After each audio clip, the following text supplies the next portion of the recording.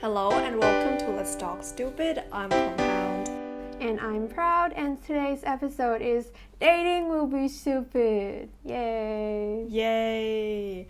So, a little disclaimer here, we are not very experienced in dating, and so what we're going to say today is not based on our experience, it's just our ideas of how dating will generally change throughout the time. And if we made any comments or speculations that is not accurate to reality, we're extremely sorry for that in advance. Yeah. To be honest, we're not experienced at all, but let's leave it at that. Let's leave it there. Let's leave it there. So we have come up with some methods, or I don't know. Yeah, we have come up with things. Who should go first then? Oh, maybe we can do this you, me.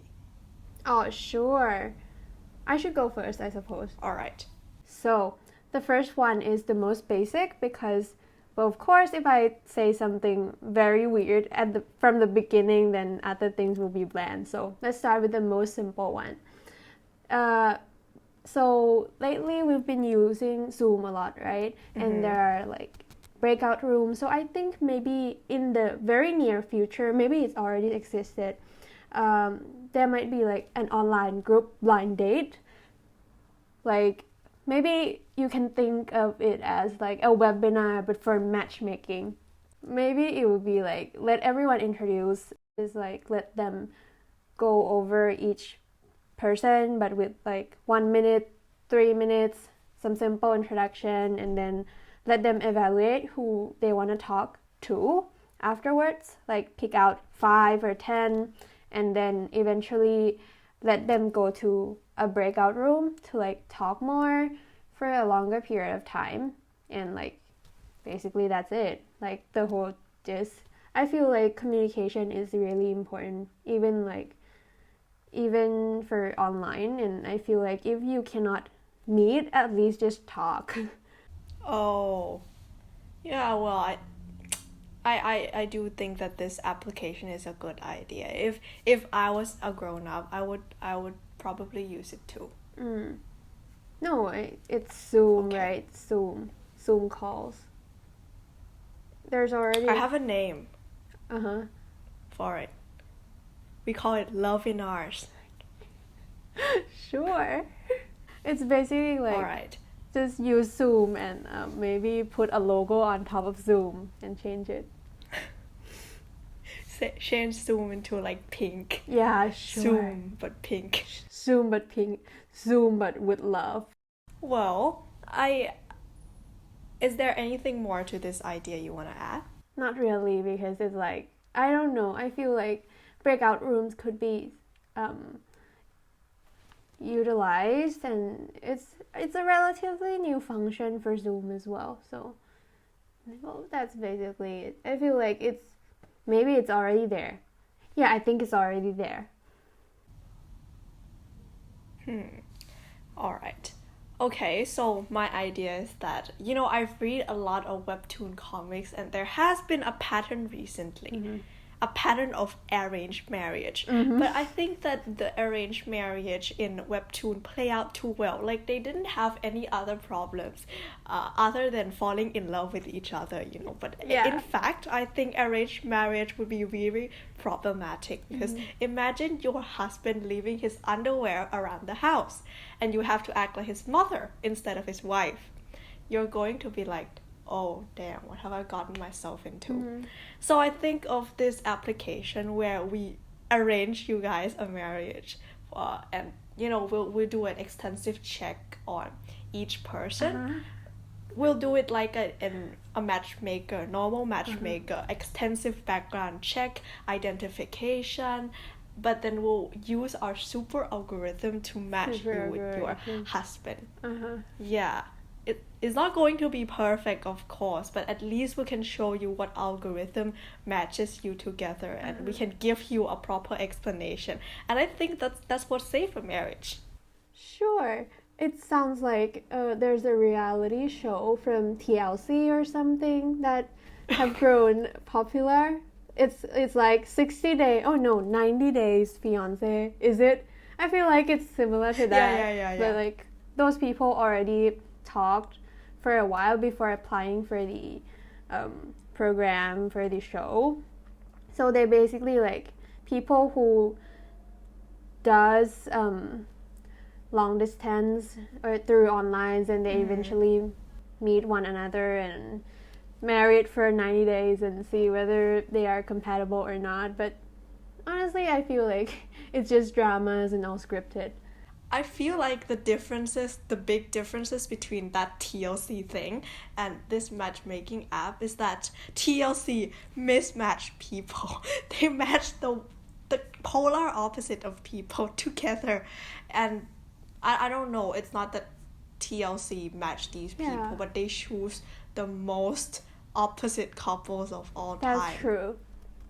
And also, but as I said, I feel like it's all scripted. Like nobody used mayo for their head, and did you know that guy? He used mayo for his head. Yeah, Big Ed. Well, that's not going to happen in our applications. We're going to arrange you a first date, and then after the date, you can tick yes or no whether you want to continue or not. But of course, your parents is going to have a say in that as well. Sure. We're going to keep it old-fashioned. That's interesting because I feel like arranged marriage, at least in Thailand, is not very prevalent anymore, right? So, shall we move on? Yeah, of course. So the next one is a little weirder. So, you know, there's actually lots of scientific experiment about people's smell.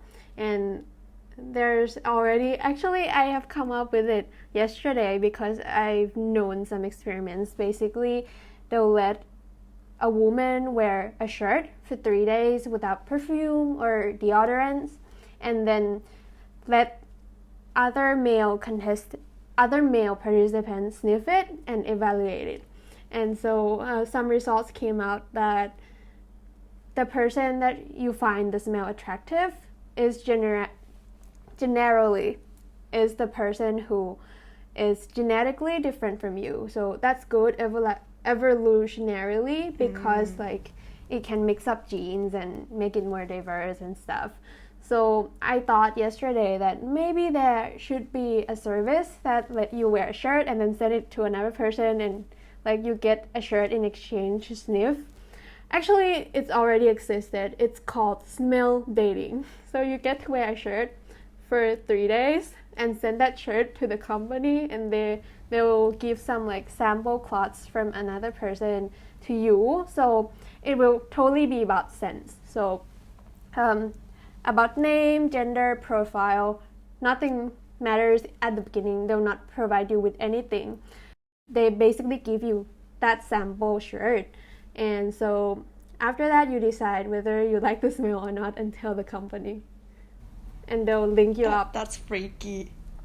But it's like there are evidences that it could work. Yeah, dude, but like imagine if a shirt smells really bad. I pity the smellers, you know. They're going to pick up the shirt thinking that I'm going to smell perfumes, probably a Sauvage that you smell when you go to parties, and you oh no, what is this bitter scent?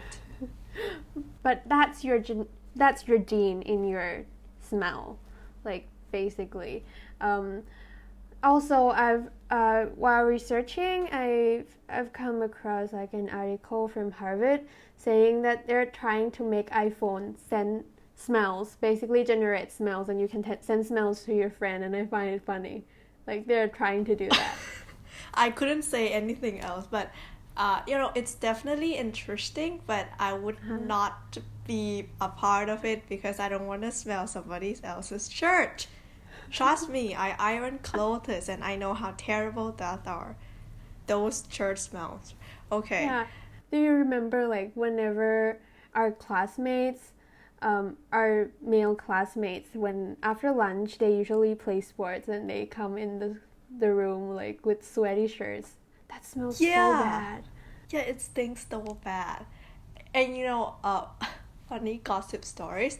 I used to think that some of my male classmates, not last year classmate of course, were attractive. And then when one day they suddenly came into the room smelling like that, I was like, dude, I'm out. Psych. Yeah, because it's really bad, and probably our genes is way too similar. You can say that. Maybe it's a good breakup line, like, sorry, our genes are too similar. I don't think we're compatible. You're too good. Yeah, we're incompatible genetically. We're too compatible. Nature is against us.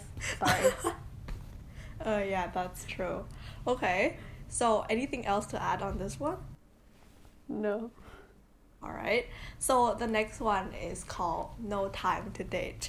So it's basically for people who are very busy, and this idea is also for arranged marriage. Again, but this time your parents have no say in this. So we're going to have like a little ball, like a tennis ball inside your house, but this ball is actually a computer, a robot, and you need to keep this ball close to you all the time, like when you're going to lunch, when you're except not in the bathroom, or in the bathroom if you want the result to be more accurate. And this ball, it will kind of learn what your behaviors are. You keep it for 1 week, and then you'll get like basically an AI version of yourself. It will also make sounds, and you will send this ball to the company, and the company will distribute this ball to potential partners, and then the potential partners will get to live with your AI self. For example, when you guys were eating, this ball will make sounds like, if you like to make those kind of sounds. Or when you go to the bathroom, this ball will kind of like make sounds like singing terrible songs or something like that. But if you don't want it in the bathroom, you should just throw it away, of course. Or when you're sleeping, this ball will snore. So you can know what it's really like living with a person, so the marriage won't fail.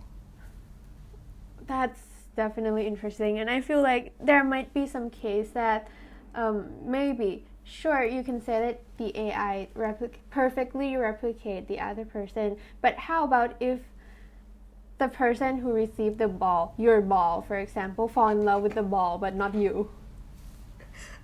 Can we change it into other words? Let's say a box then. Small box. Okay, if person fall in love with the box instead of you. Well, I think that 1 week is not enough to like replicate the angles of your personality. So the only thing that it will be able to do is like, just kind of be yourself in like biological way. So for example, it will be awake when you're awake normally, but it won't talk like that. It will make sounds when you're having a meal or anything like that, but it won't talk. Sure, but it could be interesting though if like that case actually happened, like, no, I don't like you, I just like those sounds you make. When you talk, you're the worst. That's very true. I like you when you do. I don't like you when you actually talk. Well, but I think it's actually pretty interesting, because for me, I think I really can't stand people who snores. So yeah, we know that beforehand. It might be. I've heard that snoring could be fixed. Like, maybe like there are doctors who cure snoring. I suppose it's like when you sleep and it blocks your airway or something that makes you snore. So it could be fixed though if like, true love can overcome snoring, I suppose. No, for me, I don't think so. Okay, sure. Moving on to the next one. This is my last one already. Have you heard of paleo diet? Have you heard of that? No, I have not heard of that. So, the basic idea. So, these days there are different diets, like lots of them: keto, vegetarian, whatever. So for paleo diet, the main concept is that our body should eat something in the past, like our past self, for human past that we consume. Food that we should eat is lean meat, fruits, and vegetable, but grains are prohibited, or the products from farming are prohibited. So I feel like that concept should be applied for love as well. Maybe we should use our human instinct to find our partner. So imagine something like Hunger Game, but for love. So you will be dropped along with other bachelor and bachelorette in a deserted island and let your human instinct run wild, and you can shoot. The only way to escape that is to find true love there. But no worries, if you cannot find true love, the company will fill up the empty spot with a new participant every time. So maybe you'll find your true love one day. It's like those Temptation Island, like hot girls, hot guy show, but like without the annoying rules of no effing or no kissing or no whatever. You just allow them to do whatever. Yeah, they you want. have to survive in order to survive for love. You have to do hunting and everything. And how do you prove it's love? I don't know. Let's just say there's an algorithm. There's an AI. It's actually. So we do a chemical check. Sure. Maybe like ask questions and I don't know. Monitor them. That's a bit weird because they're going to do something like PG-13 up anyway. So if you're monitoring all the time, isn't that makes you a freak? Well, it's the same group of people who does Hunger Games, so yeah, they're a freak. Not me though, not me. It's not me. It's just like those group of organization in my imagination. So I'm digging a hole here, but digging on your own grave. All right.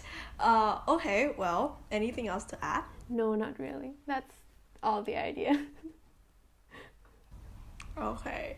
So I've just come up with this another idea. It's not as cool as any other idea we've previously discussed, but you know how people always find like an escort to go to events, right? Like in those web novels. Yeah, like but like, to be honest, to be realistic, most of the escorts you find to go to a parties are mostly prostitutes. They're not your childhood friends, okay? So I think that I've kind of want to switch this perspective. Like, I don't want you to go home from the event with your escorts and have standards fun and leave them money there and then go.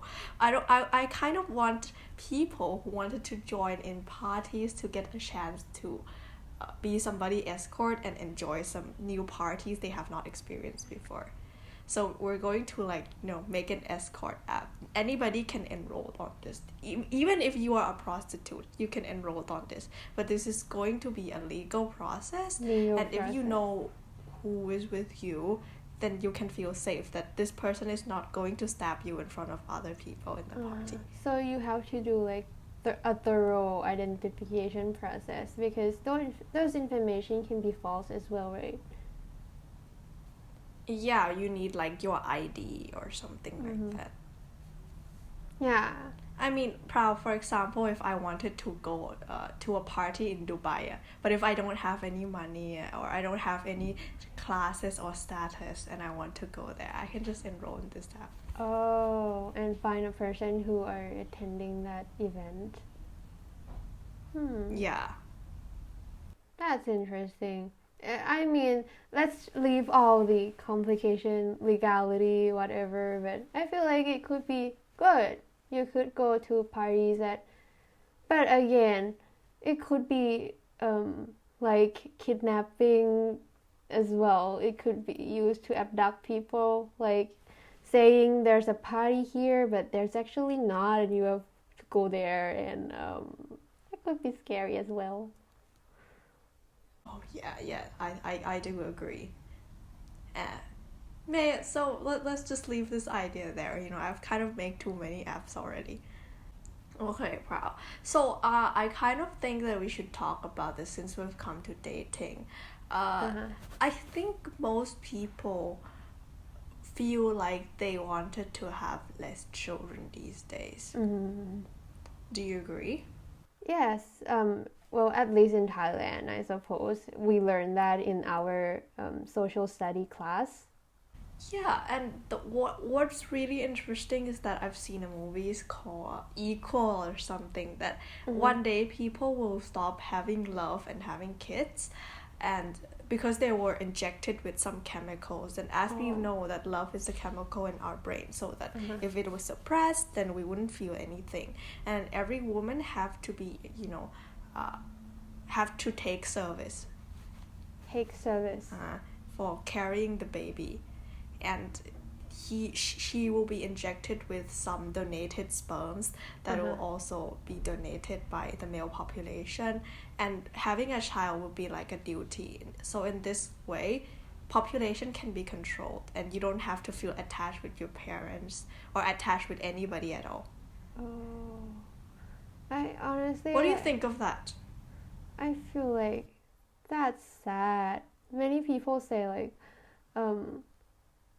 the world spins with, I don't know, love is like, there are many sayings saying love is important basically.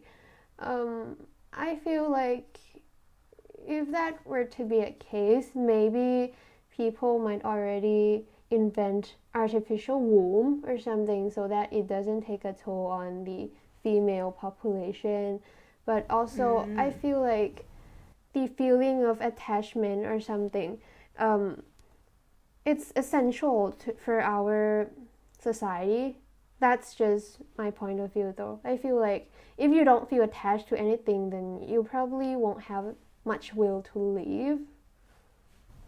True. Mm. So come to attachment. Do you think that, okay, we're going to cite a lot of movies here. I'm going to. Have you seen the movie Her, where the protagonist fell in love with a robot? No, not AI. really. But I've heard of it. Oh, it's like that guy that played Joker as well, right? I've heard. Yeah. I've heard of the movie. I've heard that it's good. It's super good, Uh-huh. I feel like if robots act exactly like we do, and the only thing that is blocking us away from them is the fact that we know they are robots. Oh. If you have a friend who's dating a robot, what would be your opinion on that? Honestly, I wouldn't poke my nose in that person's business. I'll just let them be and be kind of supportive and try to understand. Maybe in the future I might fall in love with a robot without knowing, like if it's like a spy robot in the population or whatever. But honestly, I feel like it's a very tricky question because like what defines humanity then? Is it the ability to process information? Is it ability to show emotion? I'm not sure. Yeah, you're right. Talking about like humanity, it's very blurry, right? Because when you kind of read a lot of books or stories, they're going to define that, okay, what defines humanity is love. But I think animals do feel love too. You see, pandas hug their kids. A lot of gorillas love their kids. They can do it too. Like, please. And what defines human is friendship. Animals have friendships too. Have you seen ants? Oh, some people say that language is like what define humans. But still, like the ability to process information or the ability to communicate, the computers can also do that too. So maybe the human is just a combination between computer and animals. Yeah, I think so. But I think that in way too many cases. We're trying to use the word humanity in so many different contexts that we've got ourselves lost. And humanity is what it is. It's what we are. Don't try to find the answers beyond that, because you'll get confused. I think you'll get lost in existential crisis, and we don't want that to happen to you. Yeah. I think I know what love is. Love is what is opposite with existential crisis. Because I don't know, I guess. Love is just hormones. Agreed. But we can't even distinguish what love is, because there are love in many different ways. Like, I love my kids. That's different from I love my partners, right? Or different from I love my friends.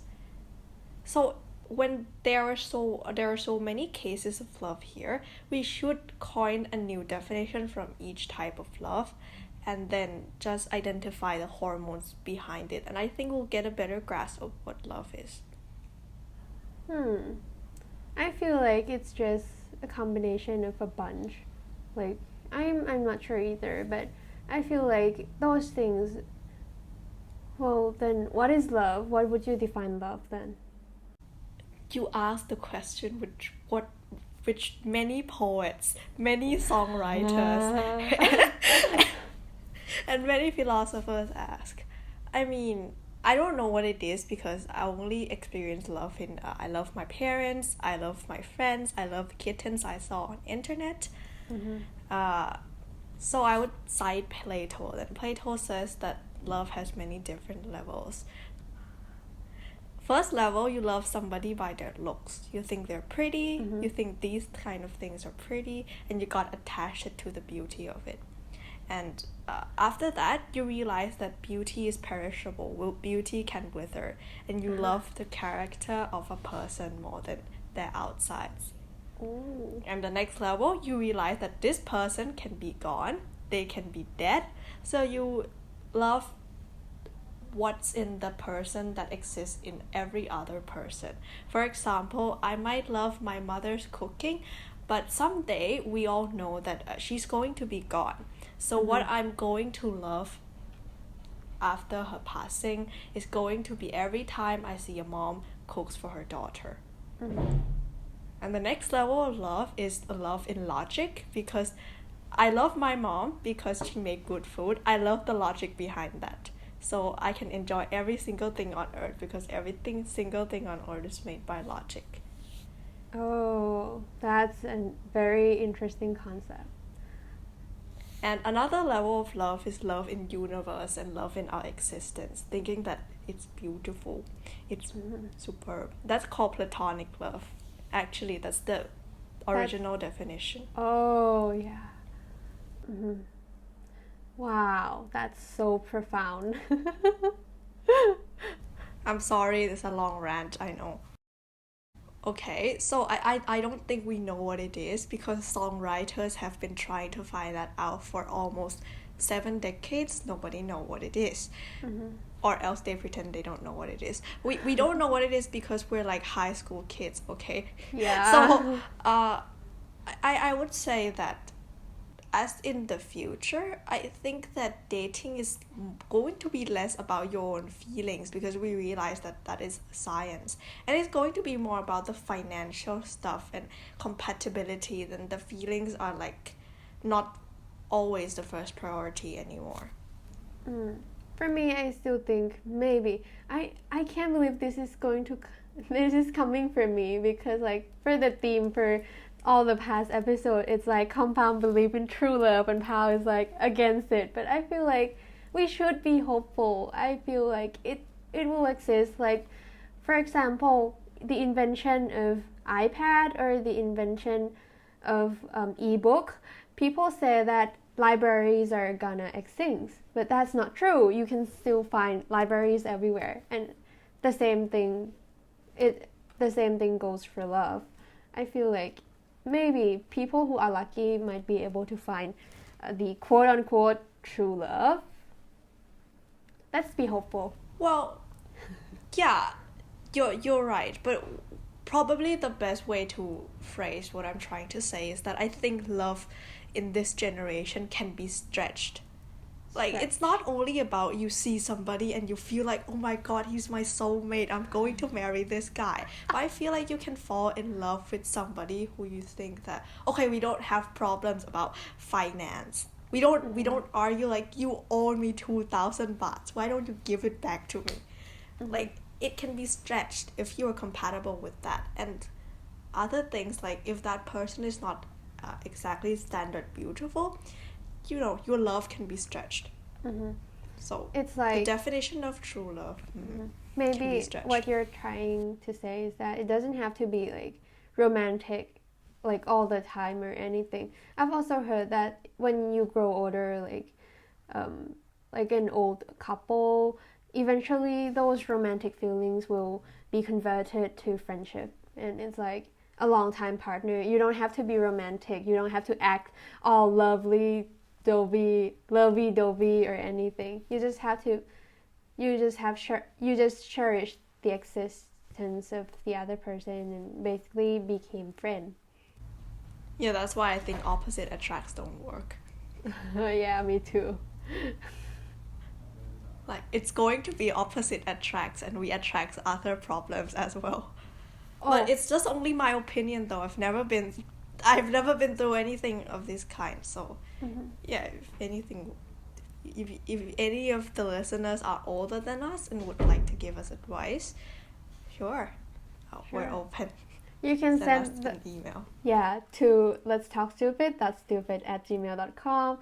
And you can follow us on Facebook, Twitter, YouTube. It's all Let's Talk Stupid. But by the way, I also have like some fun facts. I've read from a book that generally the divorce rate would rise during like the 3rd or the 4th year of marriage, because in the nature, it's usually the time where your child is old enough to survive. So like birds, for birds, they may stay with the partner forever, but initially for us human, we were polygamy at first or something. So like monkeys, chimpanzees usually have the structure of polygamy. So that's why usually divorce would happen after the 3rd or in the 3rd or the 4th year of marriage.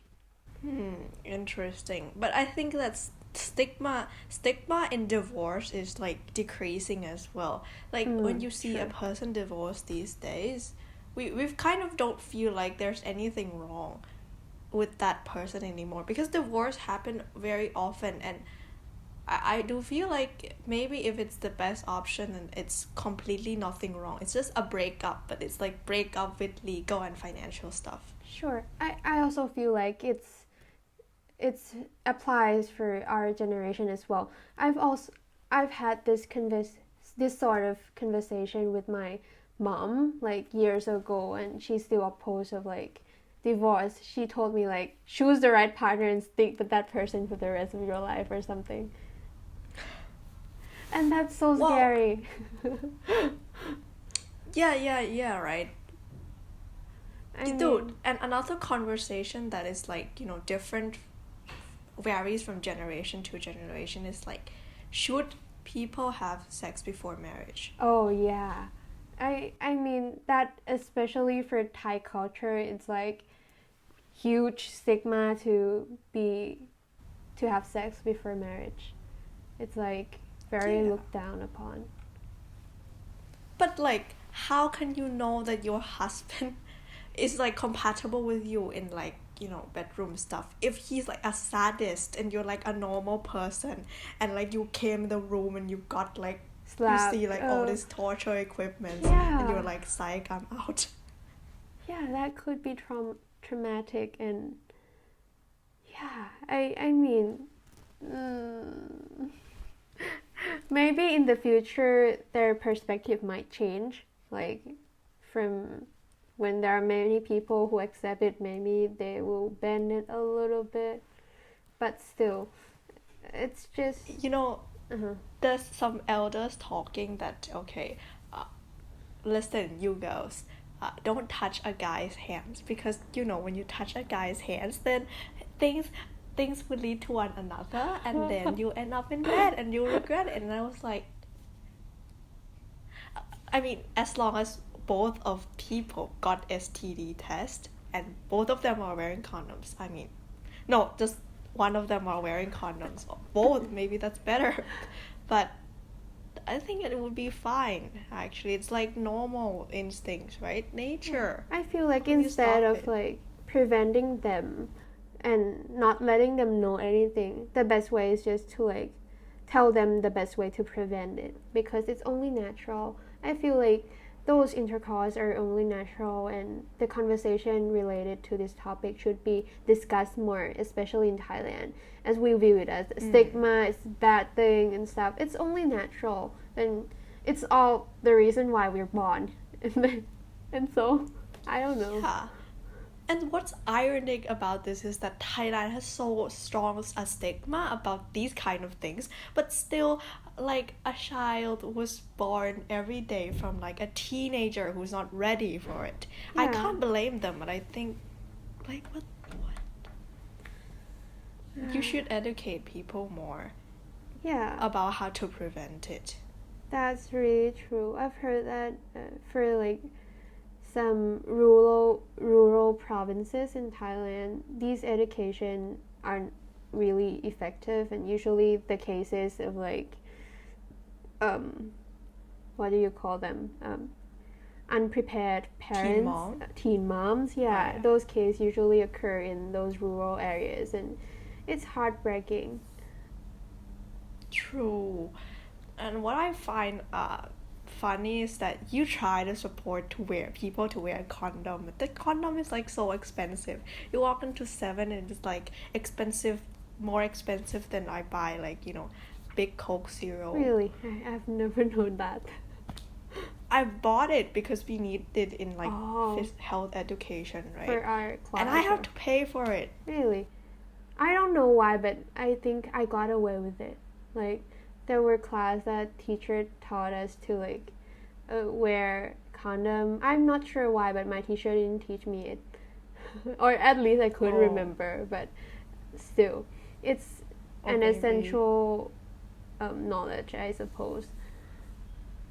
True. Yeah. So, do you have anything else to add? I couldn't remember. My mind went blank for a second. Wait. Yeah. Okay. I think that we would need to set like this episode into like, there's some 18 plus content. But come on, I think this is like only like 12 or 13 plus, right? Because like 13 kids these days. Actually, I feel like there's nothing to be like. I feel like our conversation aren't lewd or anything. It's just simple conversation. We just talk honestly. Yeah. True.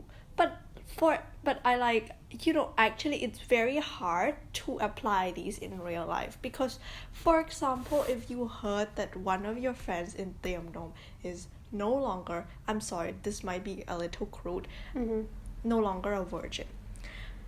There's still like It's stigma to it, right? If I have to be honest, it's not going to be completely 100% the same. Yeah. For me to look at that person. But we would still be friends. It would still be fine. But it's not the same. Even though I say that it should not be stigmatized, it's hard to get rid of these feelings, Yeah, that's true. That applies to me as well, to be honest. Maybe we have been a little brainwashed by the culture to believe it that way. But to be honest, if it's possible, I want to try to understand that person and be a little more open-minded if it's possible. Yeah, because at the end of the day, it's their affair. It's not mine business, so I should not. Yeah, it's theirs. Yeah. But it's always awkward when your friend is trying to open like this kind of conversation with you. I mean, I have literally no experience on it, so I don't know how to respond, like except pressing like buttons. But it sounds like I was enjoying it, but like clearly I was like, what are you talking about? Of course I'm not that innocent. I know what they are talking about, but I just feel like, why are you telling me this? What do you want? Maybe we're not at the age to discuss about it much, maybe. Yeah, true.